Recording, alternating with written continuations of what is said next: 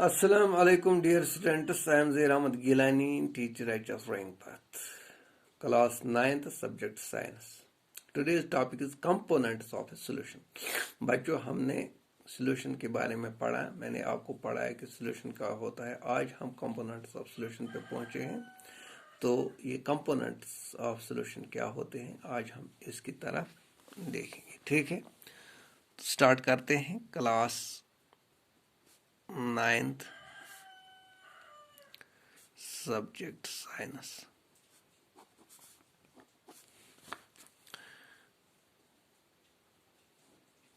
Components of a solution. Components of a solution. A binary solution has two components. Number 8.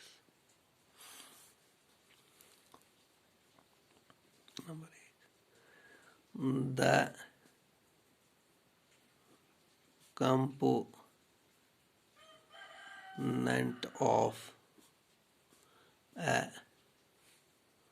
component of the solution which is present in small amount is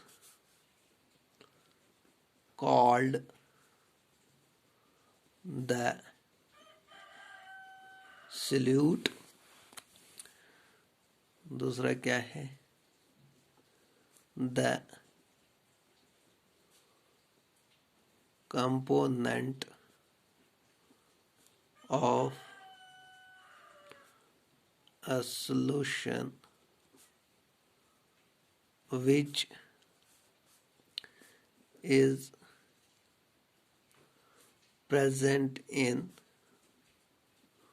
large amount is called the solvent. ठीक है. तो example में आपको example हम देखेंगे. इसकी example क्या है?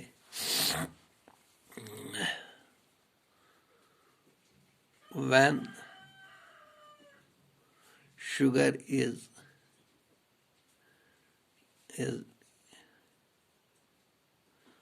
dissolved in water to prepare sugar solution,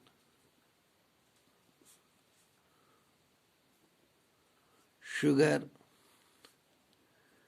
is called the solute, while water is called the solvent. Okay, water is called the solvent. चलो अब मैं आपको बताऊंगा. ठीक है, कंपोनेंट्स ऑफ a solution क्या होता है. A binary solution has two components. Binary का मतलब दो होता है. दो, ये जो 9th क्लास, इसमें हमें बाइनरी सॉल्यूशन पढ़ने हैं. ठीक है, इसलिए मैंने यहाँ पे लिखा a binary solution has two components. दो कंपोनेंट होते हैं बाइनरी सॉल्यूशन के. जिसके पास दो कंपोनेंट्स हो उसको हम बाइनरी बोलते हैं. ठीक है, हम लेंगे एक एग्जांपल. अगर आपके पास, मैं बताऊंगा, आपके पास, मैं आपको सिखाऊंगा कि अगर आपके पास यहाँ पे सॉल्ट है और वाटर है, ठीक है. अब ये साल्ट है हमारे पास, और वाटर है, तो इस वाटर में हम इसको मिलाएंगे, तो यहाँ पे इस वाटर में साल्ट और वाटर मिला है, ठीक।